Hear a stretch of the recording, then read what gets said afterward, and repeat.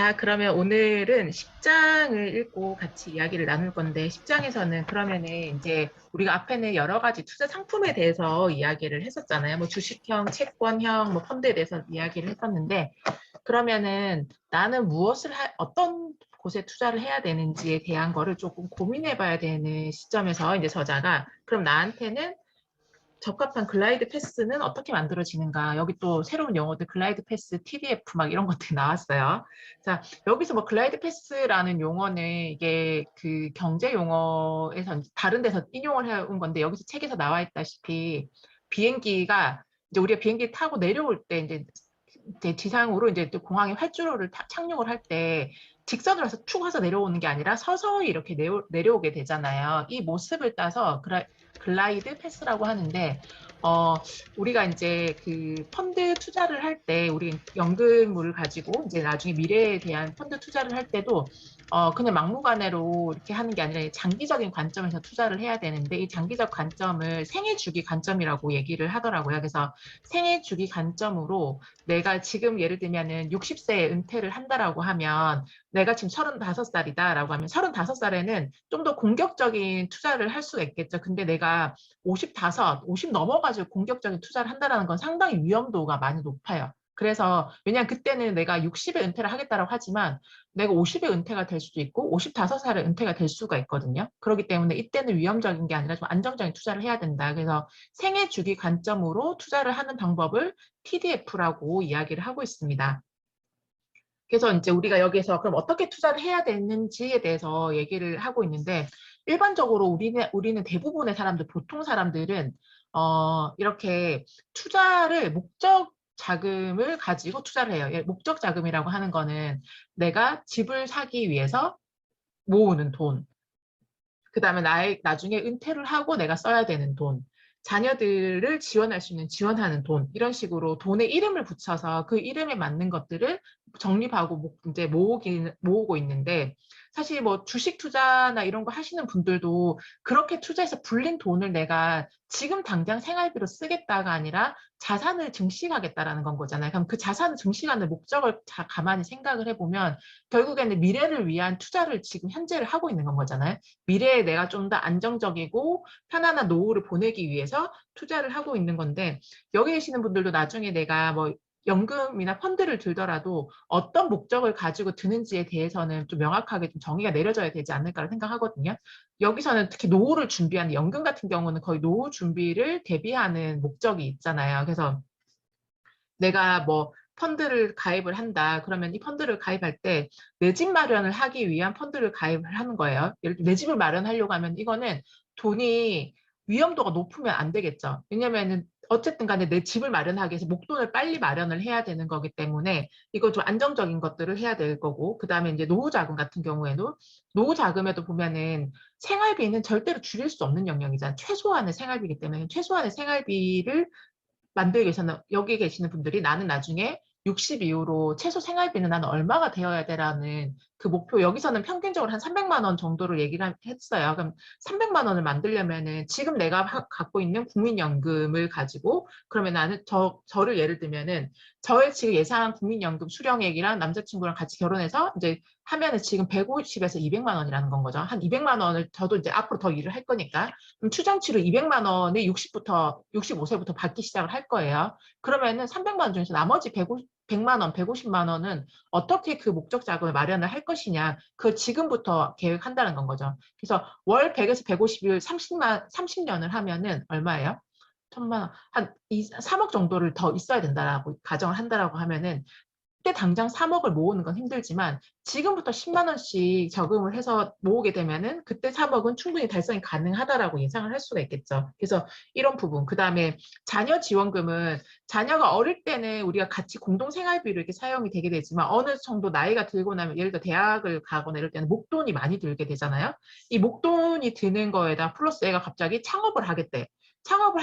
하고 싶어 하는데 창업 자금이 될 수도 있고, 그럼 최소한 10년에서 15년 이상을 아이를 위해서 증여 형태의 펀드를 들 수가 있겠죠. 그러면은 이렇게 우리가 목적별로 자금을 구분해서 돈을 넣어야 되는데, 여기서의 핵심은 뭐냐면은 수익률이 아니라는 건 거예요. 이거는 단기적으로 내가 주식에서 몇 프로 수익을 얻었어가 중요한 게 아니라 내가 원하는 그 목적 금액을 달성했냐 아니냐 이게 가장 핵심이라는 거예요. 그래서 여기에도 보면은 책에 나와 있지만 거의 보면은 투자 기간이 15년에서 20년 정도씩 이렇게 길게 장기적으로 잡는 거죠. 지금부터 내가 35살이라고 하면은 내가 은퇴할 때까지 이 연금을 꾸준하게 적립을 해서 내가 투자를 하겠다라고 계획을 하면은 지금부터 이제 적립식으로 할 건지 목돈 형태로 할 건지 이런 거를 선택을 해야 되고 선택을 하기 전에 나한테 필요한 목적 자금이 얼마 정도인지 그 계획 먼저 세워야 되겠죠. 그래서 여기서 이제 적립식 투자에 대해서 나와 있는데 우리는 보통 적립식 투자는 그래도 좀 더 안전하지 않을까라고 생각하지만 여기서도 마찬가지로 적립식 투자에도 위험 노출이 있어요. 왜냐하면은 지금은 사실 안정적으로 예를 들면은 뭐 중국 투자가 지금은 되게 안정적이에요. 그래서 중국에다 투자하는 게 되게 좋다라고 하지만 내가 나중에 이 돈을 찾을 때쯤 됐을 때 중국에 갑자기 여러 가지 이슈들이 발생을 해가지고 거기에 대한 것들이 진짜 엄청 바닥을 칠 수가 있겠죠. 그래서 무조건 적립식이 맞는 거고, 그다음 목돈으로 이제 일시불로 하는 게 안 좋은 거다가 아니라 그 상황에 맞춰서 된다라는 것들을 유의를 해주셔야 되고, 그다음에 이제 이런 것들은 이제 사실 우리가 적금이 아닌 이상은 적금도 사실은 100% 안전한 건 아니잖아요. 왜냐하면 갑자기 은행이 망할 수도 있고, 우리 실제로 은행이 망하는 것도 봤었고, 그다음에 나라에서 보호해주는 것도 5천만 원밖에 안 돼요.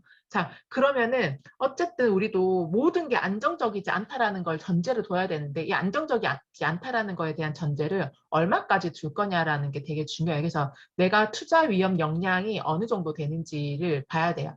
이건 주식도 마찬가지로 마이너스 손실을 나는 몇 퍼센트까지는 볼 거다라는 그 기준 가이드가 있어야 되겠죠. 근데 저는 사실 그 가이드가 없다 보니까 뭐 70%까지 막 마이너스가 돼도 그냥 내버려 두는 건 거예요. 어떻게 할 수 있는 방법, 이걸 빼면은 왠지 오를 것 같은 그 불안감 때문에 마이너스 10%대부터 내가 빼면 오를 것 같다라는 그 마음 때문에 못 빼고 있다가 결국에 막 70%까지 내려간 종목들도 있고 막 그러거든요.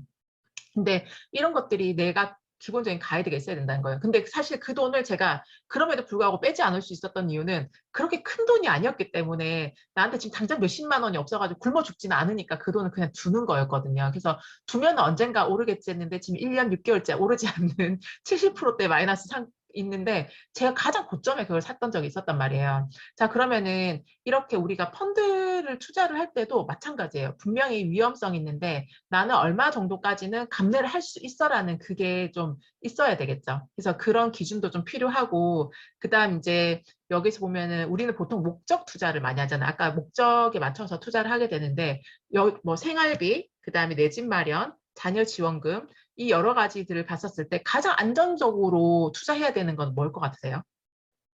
어느 분야일 것 같으세요? 생활비. 생활비는 왜냐면은 절대로 이거는 타협이 안 되는 건 거잖아요. 네. 그래서 생활비는 가장 보수적으로 투자를 하는 게 좋다라고 이야기를 하고 있어요. 그래서 생활비를 투자를 할 때는 생활비를 나중에 내가 나중에 노후에 쓸 생활비를 지금부터라도 적금을 5만 원짜리든 10만 원짜리든 넣는 거예요. 그렇게 넣으면서 이거는 가장 안정적으로. 그래서 20년, 30년을 지금부터 모으는 게 되게 중요합니다. 그래서 지금 보면 어쨌든 이게 복리의 효과가 누려질 수 있기 때문에 지금 큰 돈, 내가 왜 5만 원 넣는다고 이게 나중에 뭐 큰 돈이 되겠어? 그 5만 원이 나중에 30년 뒤에는 나한테 되게 의미 있는 돈으로 올 수가 있다라는 거예요. 그래서 이 목적 투자를 할 때 가장 중요한 건 생활비에 대한 분야는 절대로 안정적인 것에다가 투자를 하고, 그 다음 나머지들 중에서 자녀들한테 지원하는 돈 있잖아요. 이건 좀 공격적으로 투자를 하라고 하거든요. 왜냐면은 이거는 이제 뭐 그때도 돈이 되게 많이 불려지면 좋겠지만은 손해가 나더라도 자녀에게 당장에 급한 문제가 생기지는 않는 돈이기 때문에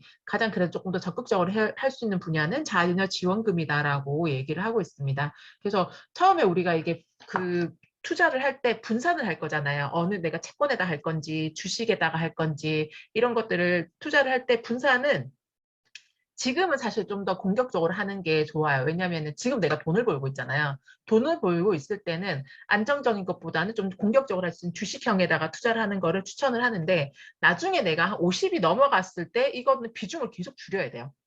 예를 들면 내가 지금은 100% 주식에다가 투자를 했으면은 내년에는 이거를 95%, 그 다음은 90% 이런 식으로 점점 낮춰가서 뒤로 가면 갈수록 안정적인 곳에다가 투자를 하라라고 이야기를 하고 있습니다. 그래서 지금은 조금 더 우리가 벌고 있는 버는 능력이 있을 때는 좀 더 공격적으로 해서 조금 마이너스가 나더라도 거기 조금 더 배우는 것도 있고, 그리고 어떻게 하는 것들이 좋은지에 대한 것들을 좀 더 잘 살펴보고, 무조건 지금도 안정적인 걸 투자를 하게 되면은 사실 여기서 전에 얘기했던 수수료 빼고 나면 오히려 마이너스가 되는 경우도 있다라고 얘기를 했잖아요. 그래서 지금 내가 벌고 있는, 여기서는 책에서는 40세 이전에는 공격적으로라고 얘기를 하고 있거든요. 저는 그럼 이미 40이 넘었는데 어떻게 해야 되지? 저는 조금 더 공격적으로 한 50까지는 공격적으로 좀 투자를 하고, 왜냐면 저는 제가 정년을 70으로 보고 있거든요. 60에는 너무 젊어서 그때 은퇴를 하기에는 뭐라도 활동을 해야 될 것 같아서 저는 70이라고 생각을 하고 있는데, 제 남자친구는 50이라고 50에 자기는 은퇴를 하는 게 목표여가지고, 그래서 이제 있지만은 어쨌든 간에 70이라는 나이까지 이제 일을 한다고 전제를 하면은 그 전에 내가 좀 더 지금은 일을 하고 있을 때 공격적인 투자를 해서 좀 더 시드머니를 만들고 목돈을 만들어서 나중에 노후를 준비를 해야 되는 것. 저도 그래서 지금 당장 내가 뭔가 주식이나 이런 걸 투자하는 것도 중요하다고 생각했지만, 이 책 이제 거의 뒷부분 저희가 끝을 읽고 있잖아요. 뒷부분을 보면서 느끼는 거는 공격적인 투자도 중요하지만 그것보다도 내가 노후를 조금 더 안정적으로 가져갈 수 있는 가장 기본이 되는 돈은 마련을 해야 되겠구나. 그래서 저는 목표가 생겼어요. 60 이후로 월 300의 수익을, 고정 수입을 만들어 가는 거를 포트폴리오를 새로 짜보려고 하거든요. 그래서 그러니까 연금을 옛날에 넣었다가 뺐던 것들이 많은데 지금 다시 연금을 가입을 해야 되겠다는 생각을 좀 하게 됐어요. 그래서 안정적으로 생활비를 300을 만들기 위한 안정적인 돈을 투자를 할 수 있는 연금을 다시 좀 알아보고, 그거를 지금부터 하면 한 20년 정도 모으면은 그래도 그 돈들이 꽤 많은 그 수익이 나지 않을까라고 생각을 하게 되었습니다. 그래서 오늘 여기까지 제가 책에서 봤던 거는 리뷰 마치도록 하고요. 이제 또 같이 여기 계시는 분들의 의견을 들어보도록 하겠습니다.